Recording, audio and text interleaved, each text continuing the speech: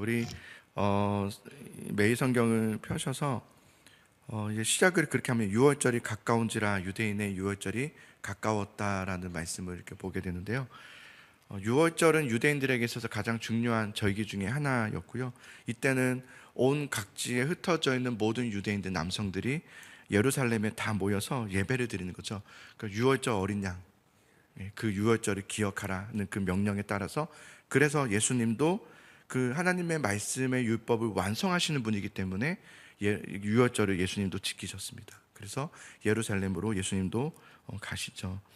그곳에서 이제 굉장히 분노하시는 일이 생기게 되는데요. 예수님이 이렇게 분노하신 적이 없거든요. 그런데 오늘 그 말씀이 나옵니다. 14절을 보시면 무엇 때문에 분노하신지를 잘 보세요. 자, 14절을 같이 한번 읽어볼까요? 자, 시작. 성전 안에서 소와 양과 비둘기 파는 사람들과 돈 바꾸는 사람들이 앉아 있는 것을 보시고, 무엇을 보시고요? 저는 재물인가 생각했어요, 지금까지는. 그런데 다시 이렇게 보니까 사람들이구나. 그렇게 하는 사람들을 보시고, 성전 안에서 소와 양과 비둘기라는 것은 재물을 말하잖아요. 그리고 돈을 바꾸는 것을, 그 사람들을 보시고 분노하셨다. 이들이 왜 성전에서 이렇게 재물들을 장사하고 있고 돈을 바꾸고 있었을까? 유월절 같은 큰 명절이 되면 전국 각지에서 사람들이 올 때 재물을 가지고 와야 되잖아요. 그런데 지금처럼 뭐 트럭이 있거나 뭐 그런 것이 아니라 걸어서 끌고 와야 되는데, 흠이 없는 것을 준비해서 왔지만 오는 과정 속에서 흠이 생길 수 있는 가능성이 굉장히 높죠. 다치거나 뭐 며칠 몇 밤을 밖에서 자면서 와야 되기 때문에 굉장히 손상되는 이들이 부지기수로 얼마나 많았겠습니까?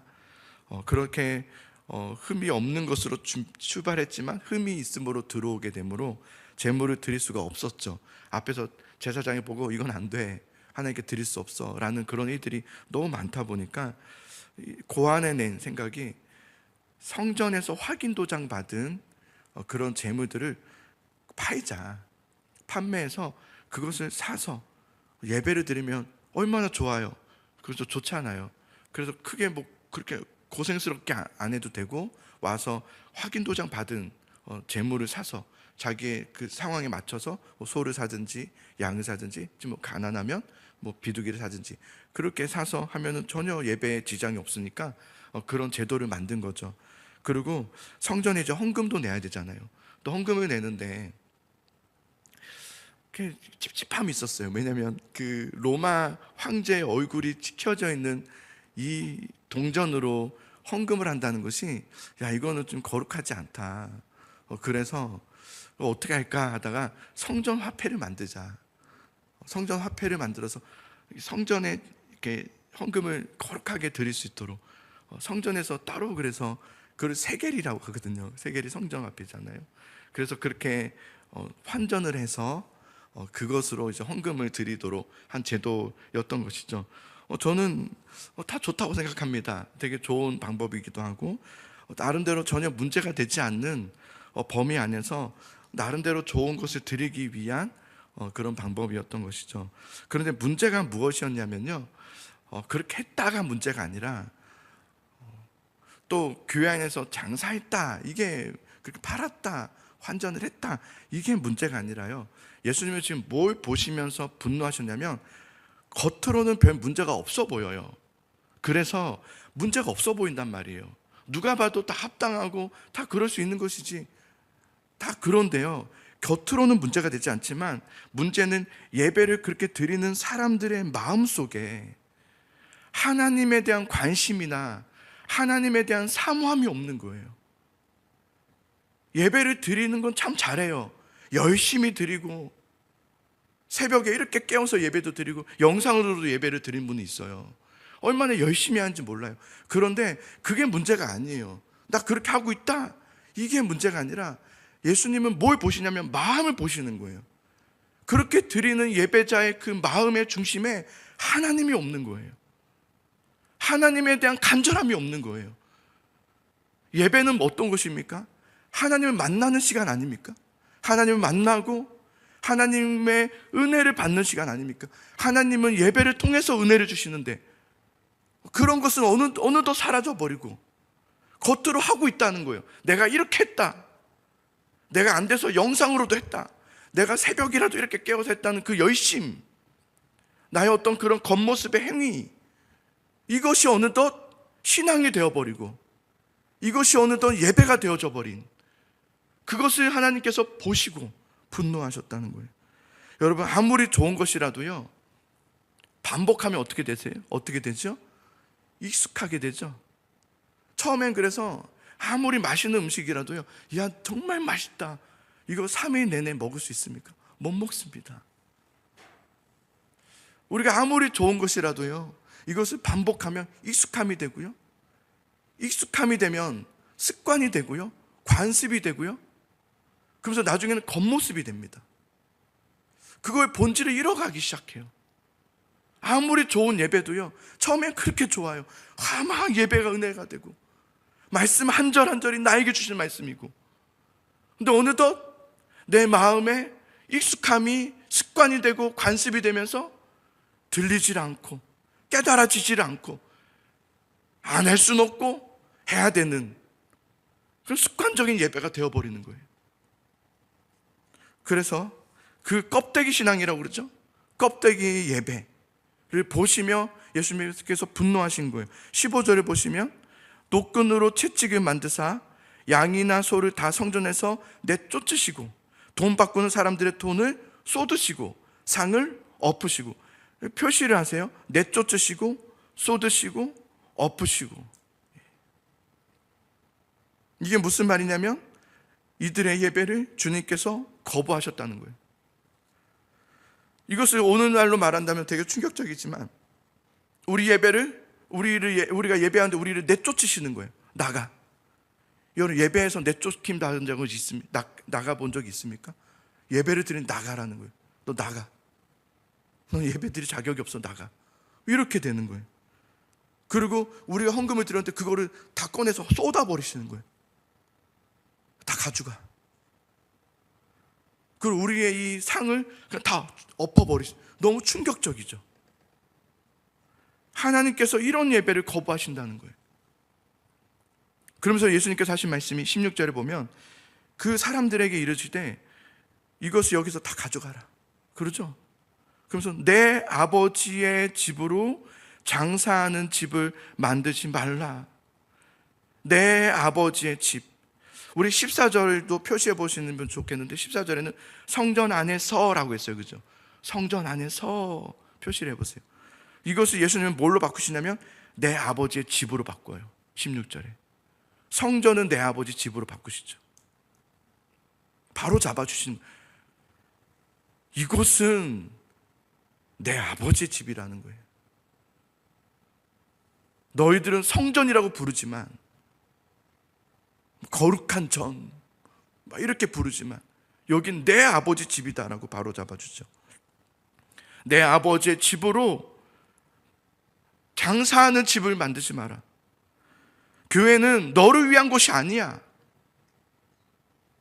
교회는 내 아버지의 집이야. 교회는 예수 그리스도가 머리가 되시는 주님의 집이지 네 집이 아니야. 교회 네 거 아니야. 예배란 어떤 허울 가지고, 기도라고 하는 어떤 자신의 허울 가지고 뭐해요? 다 자기 이윤 챙기려고, 나 잘 되려고, 나 이익 받아야 되는 거예요. 나 인정받아야 되는 거예요. 교회에서 높아지려고 하고 사람들이 인정해줘야 되고, 인정 안 해주면 속상해하고. 그런 것이 아니야. 내 아버지의 집으로 너 장사하는 집으로 만들지 마. 예배를 장사처럼 하는 거예요. 예배했다는 거예요, 하나님 앞에. 그러니 give and take, 나에게 주세요. 나 이만큼 했으니 주셔야죠. 너 예배를 아버지의 집을 장사하는 집으로 만들지 마. 누가복음 14장에서는 우리에게 예수님께서 높아지려는 그 자들을 보면서 뭐라 하시냐면 높은 자리에 앉으려 가지 말고 끝자리로 가라고 그랬어요. 가장 상석에 앉으려 하지 말고 끝자리로 가라 그랬어요. 그러나 가장 낮은 일에 대해서는 앞자리에 앉아요. 섬기는 자리에서는 가장 앞에 서고, 막 높임 받으려 때는 여러분 뒤로 숨어줘야 돼요. 근데 우린 반대가 되었어요. 나를 내세워줘야 되고, 나를 인정해줘야 되고, 내 이름을 불러줘야 되고, 나를 높여줘야 되고. 그거 안 하면 속상해요. 그거 안 하면 잘못됐다 이거예요. 우리를 인정하지 않았다는 거예요. 교회가 이상하게 됐어요. 그래서 그런 사람을 계속 높이고, 목소리 큰 사람 높여주고, 자리가 바뀌었어요. 가장 선교되는 앞자리에 앉지 않고 제일 뒤에 앉았다가 뭔가 받으려 할 때는 가장 앞자리에 앉아서 인정해주지 않으면 속상해하고.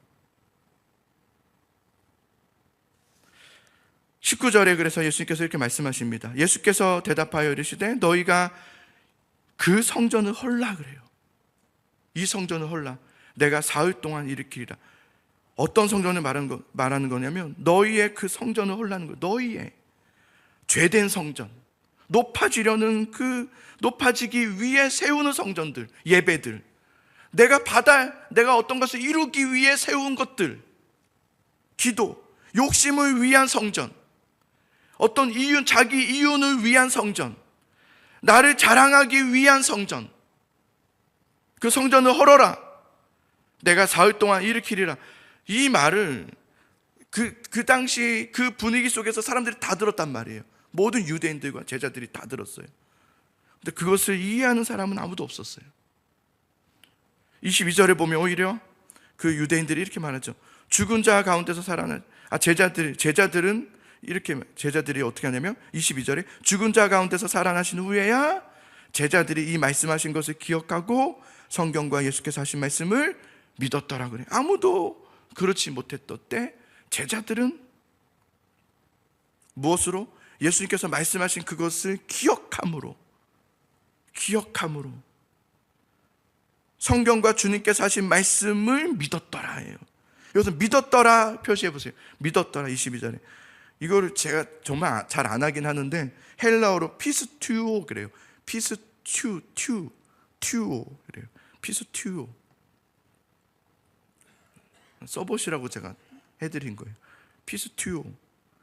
믿었다. 피스튜오라는 말이 뭐냐면 위임하다, 믿다, 신뢰하다, 맡기다, 충성하다 이런 말이거든요. 제가 왜 이걸 표시하라고 했냐면 이게 또 나오는데요. 23절에 보세요.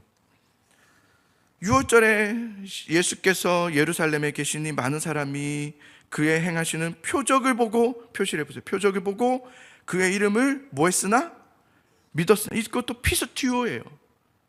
피스튜오. 사람들이 예수님 믿었대요. 피스튜오 했대요. 자, 그런데 24절을 보세요. 예수는 자신의 몸을 그들에게, 그 사람들에게, 믿는다 하는 그 사람들에게 의탁하지 아니하였으니, 의탁하지 여기를 표시해 보세요. 이 의탁하지 아니하였다, 의탁하지라는 이 단어가 바로 이것 또한 피스튜오예요. 피스튜오. 많은 사람들은 예수님을 믿었으나 그랬어요. 뭘? 표적을 보고, 표적만 얘기하는, 하나님께서 나에게 이렇게 해주셨다는 거예요. 나에게 이런 일을 주셨다, 저런 일을 주셨다. 그걸 보면서 믿었으나 예수님은 그들의 피스튜오를 믿지 않으셨어요. 그들은 믿는다고 말하고 있어요. 하나님께서 나 옛날에 이렇게 하셨어. 근데 주님은 그것을 피스튜오로 여기지 않으신다는 거예요. 주님은 그들을 피스튜오하지 않으셨다. 왜요? 24절과 25절마다 각각의 끝부분을 보시면 똑같은 말을 하세요. 무슨 말을 하냐면 보세요. 24절, 25절 끝에 보세요. 이는 24절의 끝에 이는 친히 모든 사람을 주님께서 뭐 하심이요? 아심이요. 25절도 보세요. 25절 끝에도 이는 그가 친히 사람의 속에 있는 것을 뭐 하셨습니다? 아셨습니다. 예수님은 그들의 마음을 아셨던 거예요.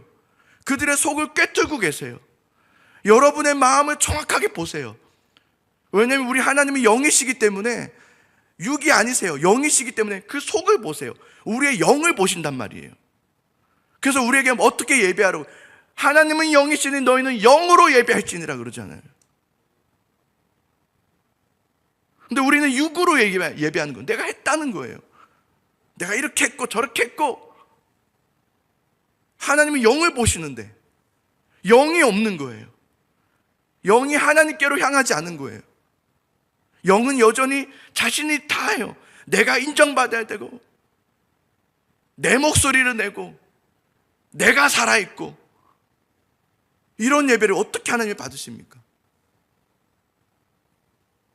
예수님은 그들을 보실 때, 우리는 예수님 믿는다, 피스투요 라고 말하고 있지만, 그들은 정말 자기가 피스투요 하고 있다고 생각하지만, 주님은 그들 중심이 진짜 피스투요가 아님을 아셨다는 거예요. 그러나 제자들은 어땠습니까? 22절에 보면 제자들의 피스투요는 달랐어요. 그들은 표적을 보면서 피스투요 했던 것이 아니라 말씀이었어요. 예수님께서 하신 그 말씀을 기억하사, 예수님께서 죽으시고 부활하신 후에야 그 말씀이 바로 그 말씀이었구나 라는 것을 받아들였다는 거예요. 그 말씀이 자신의 것이 되게 했다는 거예요. 예수님의 부활이 내 부활이 되게 했다는 거예요. 예수님의 죽으심이 내 죽음이 되게 했다는 거예요. 그래서 저는 우리가 믿음 생활하다 보면 이런 경우가 참 많아요. 그때는 말씀을 잘 몰랐어요. 그냥 그런가 보다 하고 지나갔는데, 어느 날 시간이 한참 지나서 하나님께서 그 예전에 묵상했던 그 말씀을 꺼내게 하셔서 다 깨닫게 하실 때가 있죠. 그죠? 이게 그 말씀이었구나. 그래서 그때 막 찾아보잖아요. 찾아보고 다시 읽어보면서 이게 그 말씀이었구나. 제자들이 그랬다는 거예요. 제자들이. 때론 여러분, 지금 당장 내가 뭐 막 깨달아지고 내가 막 그러지 않을 수도 있어요. 그런데 언젠가 하나님께서 하시는 그 일에 내가 묵상했던 그 말씀을 꺼내어서 깨닫게 하실 때가 있어요. 그렇구나 하고 그것을 믿게 하시는 때가 또 있더라고요. 오늘 이 예배를 뒤엎으시는 예수님의 이 모습을 우리가 보면서 겉모습을 그렇게 싫어하시는 예수님, 우리 주님. 오늘 교회라는 곳은 나를 위한 곳이 아닙니다. 내가 높임받아, 내가 인정받는 그런 교회를 찾아가는 게 아니에요. 예수님을 높이고, 저는 정말 우리 여러분과 제가 함께 그렇게 했으면 좋겠어요. 그냥 우리가 뭔가 좀 인정받고 높임받고 막 누가 나를 안 알아줬다, 그게 아니라 우리 그냥 같이 예수님을 계속 높이는 거예요. 예수님만 높이고 예수님만 찬양하고, 주님 나는 없습니다, 나는 괜찮습니다, 주님만 높여지기를 원합니다. 이런 교회를 같이 좀 만들어 보면 좋겠습니다. 할렐루야. 그런 교회를 같이 만들어 보면 좋겠어요. 이건 저와 여러분이 함께 해야 되는 거예요. 여러분이 함께 해주지 않으면 불가능한 일이에요. 여러분 분명 그 마음이 있을 거라고 저는 생각해요. 어느 누가 내가 이 교회에서 내가 인정받아야 되겠다, 누가 이러고 있겠습니까? 그러니 우리가 더 이상 껍데기 같은 교회, 껍데기 같은 예배로 그냥 쌓아가는 것이 아니라, 껍데기만 쌓으면 아무 의미가 없습니다. 주님 앞에 진심으로 나와서 하나님 앞에 정말 전심을 다해서 예배하고, 나는 없고 예수님만 드러나고, 예수님은 높임 받으시 합당하신 그 주님이시니 주님 홀로 주님 높임 받으시옵소서 하면서, 이 교회는 내 교회가 아니라 내 아버지의 집이지, 우리 주님이 높여지면 되는 거예요. 그러면 만족하는 거예요. 내가 좀 인정받지 못하면 어떻습니까? 내가 좀 높아지지 않으면 좀 어때요? 그죠? 그러지 말자고요. 그냥 주님만 높여지게 하자고요. 그래서 그것으로 만족해 하고, 그게 우리의 예배의 모습 아닙니까? 그런 예배가 되면 좋겠습니다. 우리 그렇게 같이 모여서 좀 같이 예배하고, 정말 전심을 다해서 가장 섬기는 자리는 앞자리에서, 인정받으려 할 때만 뒷자리로 가서 아니라고, 난 정말 아무것도 아니라고, 정말 우린 정말 아무것도 아니니까요, 나 정말 아무것도 아니라고, 주님만 높이면 된다고. 그리고 빠져주며, 이런 모습들, 이것을 같이 우리가 만들어 보는 거예요. 같이 노력해야 되는 거예요. 같이 우리 같이 이 말씀을 좀 깊이 생각하면서 기도하다 보면 말씀이 또 막 깨닫게 하시죠, 하나님께서. 그래서 여러분, 기도를 대충 하시는 게 아니라 깊이 하셔야 돼요. 1분을 하셔도 깊이 하셔야 돼요. 하나님 하고 깊이 하셔야 돼요. 깊게 기도하셔야 돼요. 가야 되니까 그냥 가야지, 이렇게 하지 마세요. 1분만이라도 내가 진심을 다하자. 그 1분의 기도가 얼마나 소중한지 아십니까? 그런 마음으로 우리가 같이 기도하기를 원해요.